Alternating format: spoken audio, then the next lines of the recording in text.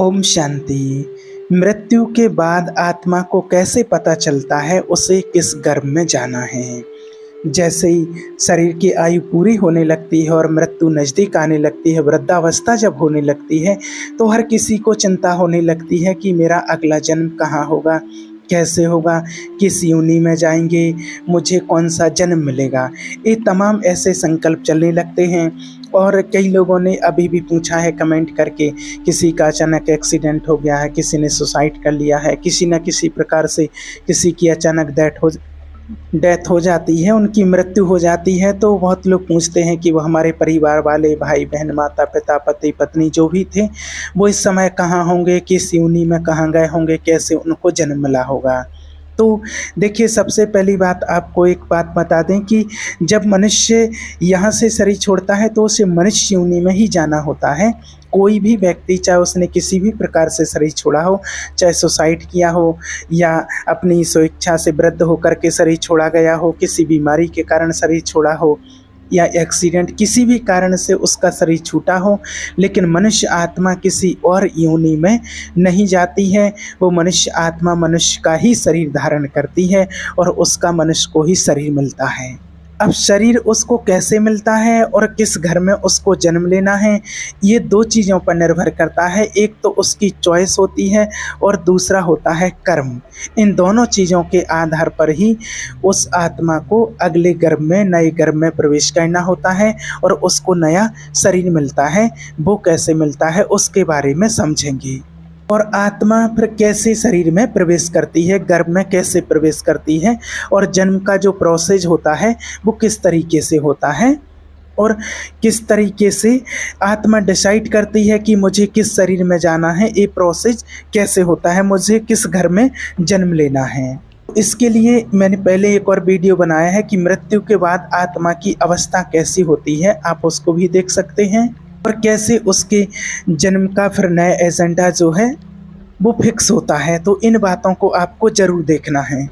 तो देखिए, बहुत सारा प्रोसेस तो पहले ही फिक्स हो जाता है जब हम इस जीवन में अपने कर्म करते हैं। और फिर जैसे आपने इस जीवन में कर्म किए हैं और उन्हीं कर्मों के आधार पर आपके अगले जन्म की नींव रखी जाती है कि आपने कौन कौन से टास्क पूरे किए हैं, जो मेरी सोल का एजेंडा था, जिसको सोल कॉन्ट्रैक्ट बोलते हैं। तो सोल कॉन्ट्रैक्ट के हिसाब से कौन कौन से टास्क मैंने पूरे किए हैं और कौन कौन से टास्क अभी मेरे अधूरे रह गए हैं, और जो अधूरे रह गए हैं उनको परफॉर्म करने के लिए फिर से शरीर तलाशने के लिए एजेंडा सेट किया जाता है कि अगली बार का एजेंडा ए होगा। और एक बार एजेंडा फिक्स हो जाता है कि अगली बार का एजेंडा ए होगा, तो एक तो आपकी ये चॉइस होती है कि अगली बार मुझे कहाँ जाना है, मुझे कैसा जन्म लेना है, मुझे अगली बार कोई ऑफिसर बनना है, कोई देश की सेवा करनी है, या मुझे बहुत ऊंचाई हासिल करने किसी खेल में जाना है, जिसको हम सोल कॉन्टैक्ट बोलते हैं। मुझे एक गृहस्थी बनना है, अच्छा गृहस्थी बन करके लेडी बनना है, मुझे ऐसी गृहस्थी चलानी है, मुझे अपनी पत्नी बनना, किसी की पत्नी बनना है और किसी की पत्नी बन करके मुझे ऐसा अनुभव लेना है। और इसके बेसिस पर ही आपके शरीर की फिर तलाश की जाती है। और जो मेन पॉइंट होता है कि आपको, ये तो आपकी माना एक चॉइस हो जाती है, आपकी एक सोच हो जाती है, लेकिन जो मेन पॉइंट होता है कि आपने पिछले जन्म में कैसे कर्म किए हैं, उन कर्म के आधार पर ही आपके शरीर की अगली नींव रखी जाती है। उसके कारण ही फिर अगला आपका शरीर कितने टाइम ड्यूरेशन का होगा ये भी डिसाइड कर लिया जाता है। किस जगह पर आपका जन्म होना है ये भी डिसाइड किया जाता है। बस उसमें थोड़ी सी चॉइस होती है। वो चॉइस किस प्रकार की होती है, जैसे एक उदाहरण के लिए किसी के लिए कह सकते हैं कि जैसे अगर किसी का जन्म होना है तो उसके दो ऑप्शन हो सकते हैं।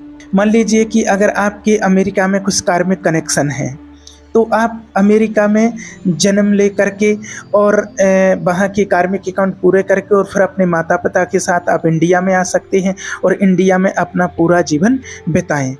एक तो ये था। दूसरा ये था कि आप इंडिया में जन्म ले करके और आप कुछ समय के लिए आप अमेरिका में जाएं और अपने माता पिता के साथ अमेरिका जा कर के और अपने कार्मिक अकाउंट जो थे उनको पूरा करते हैं। ये थोड़ी सी हमारी प्रोसेस होती है ये तो थोड़ी मोड़ी छोटी मोटी सी एक कार्मिक लिमिटेड चॉइस होती है आपकी। बस थोड़ी सी एक ये चॉइस भी होती है कि जैसे मान लीजिए आपको देश की सेवा में जाना है, तो वहाँ आपके लिए ऐसे माता पिता चुने जाएंगे जिनके साथ आपका कुछ कार्मिक लेन देन भी हो और उनके अंदर देश के प्रति रुचि भी हो। ऐसा वहाँ पर उस हिसाब से आपके माता पिता डिसाइड किए जाते हैं। तो ये थोड़ी सी चॉइस होती है, सिर्फ थोड़ी सी, कि आपके कार्मिक अकाउंट के अनुसार आप इनमें से ए या ए माता पिता आप चुन सकते हैं। लेकिन बहुत ज़्यादा वहाँ पर और कोई विकल्प नहीं होता है, बस एक ये छोटी सी चॉइस होती है। और जो मेन पूरा प्रोसेस होता है वो हमारे कार्मिक अकाउंट के ऊपर होता है। और कार्मिक अकाउंट आपने कैसा बनाया है, किसके साथ कैसा बनाया है, उसी के हिसाब से यहाँ पर आपने कितने अच्छे कर्म किए हैं। अगर आपने कोई हाई लेवल के बहुत आपने अच्छे कर्म किए हैं, आपने बहुत मेहनत की है, अपना जीवन अच्छा बनाया है, आपने भगवान का ध्यान किया है, तपस्या की है, बहुत अच्छे कर्म किए हैं, ऊंचे महान कार्य किए हैं, तो आपको फिर ऐसे माता पिता के यहाँ जन्म दिया जाएगा। उनका जन्म ऐसे माता पिता के यहाँ होता है जिनने पहले से बहुत सारी भक्ति की हो, है ना, बहुत हाई लेवल पर उनकी सोच हो, क्योंकि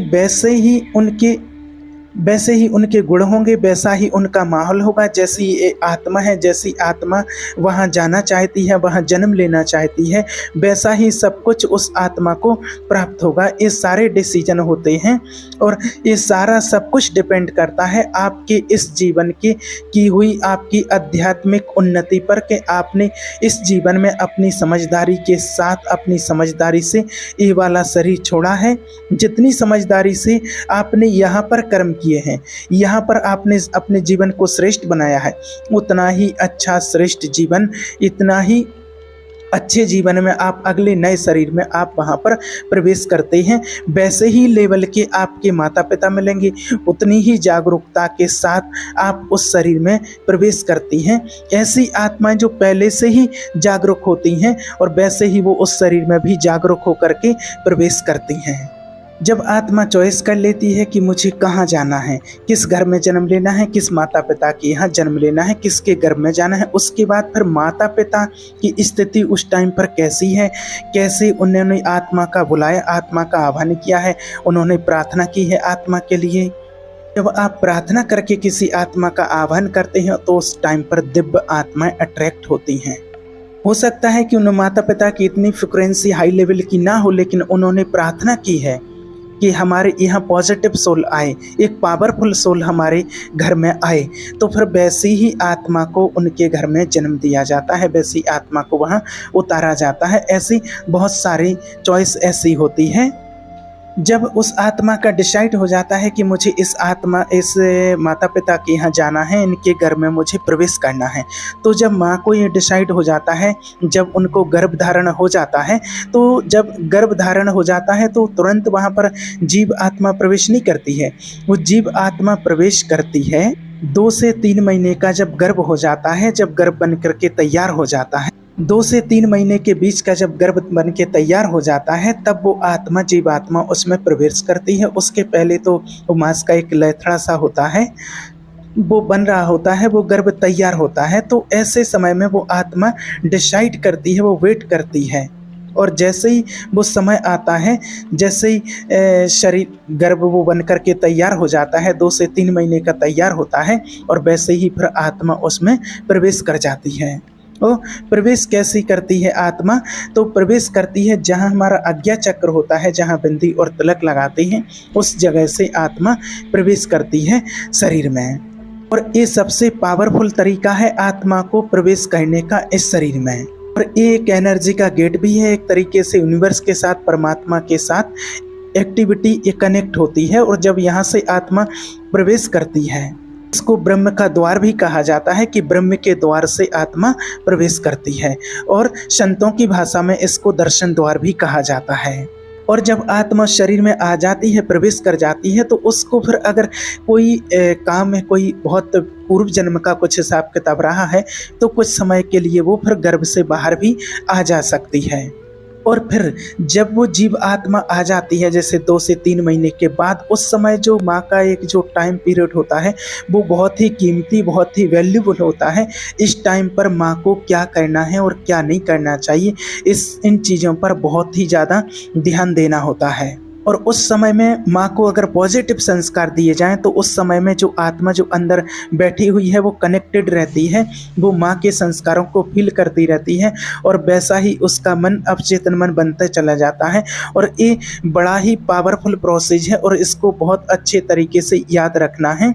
और ये सारा प्रोसेस डिपेंड करता है कि माता पिता के गर्भ धारण के टाइम पर, जब गर्भ में आत्मा प्रवेश करती है उस टाइम पर उनकी सोच कैसी है, उस टाइम पर माँ क्या देखती है, क्या खाती पीती है, क्या करती, इन चीज़ों पर बहुत ज़्यादा इसका इफ़ेक्ट पड़ता है। इसके लिए गर्भ धारण संस्कार कहा जाता है। इसके लिए पहले एक और वीडियो बनाया है, गर्भ में कौन कौन से संस्कार आत्मा धारण करती है, तो वो भी आप देख सकते हैं। ये बहुत ही महत्वपूर्ण प्रोसेस होता है और यहाँ पर ही माँ को बहुत अच्छी पॉजिटिव सोचना है और पॉजिटिव ही देखना है, कोई नेगेटिव चीज़ें नहीं देखना है। सोशल मीडिया में ज़्यादा नहीं जाना है, ज़्यादा फ़ोन नहीं देखना है, उल्टे सीधे गलत विचार नहीं सोचना है, नेगेटिव नहीं सोचना है, कोई भी बुरी चीज़ें, गंदी चीज़ें नहीं देखनी होती हैं। इस टाइम पर ही इन सारी चीज़ों का ध्यान रखना होता है। आपको भगवान का ध्यान करना, भगवान के चिंतन करना, मेडिटेशन करना है, सत्संग करना है, परमात्मा की वाणी सुनना है और कोई अच्छे धार्मिक ग्रंथ और पुस्तकें पढ़नी होती हैं। इसी टाइम पर वो आत्मा कनेक्ट रहती है और उस आत्मा के अंदर वैसे संस्कार आना शुरू हो जाते हैं जो आपके गर्भ में आत्मा पल रही होती है। और ऐसी ही आत्मा आपके अंदर प्रवेश की है जो वैसे ही गुण जो आप अभी देख रहे हैं, कर रहे हैं, वैसे ही उसके अंदर आना फिर शुरू हो जाते हैं। और जो जन्म होता है उसमें मेन जो पॉइंट होता है, इस बात को आपको ध्यान रखना है कि माता पिता मिलते हैं, भाई बंधु जो भी मिलते हैं हमें अगले जन्म में, तो वो होता है हमारे पिछले जन्म के कार्मिक अकाउंट पर। बिना कार्मिक अकाउंट के आप कहीं पर नहीं जा सकते हैं। जिन माता पिता के साथ आपका कार्मिक अकाउंट होगा उन्हीं के यहाँ आपका जन्म होगा।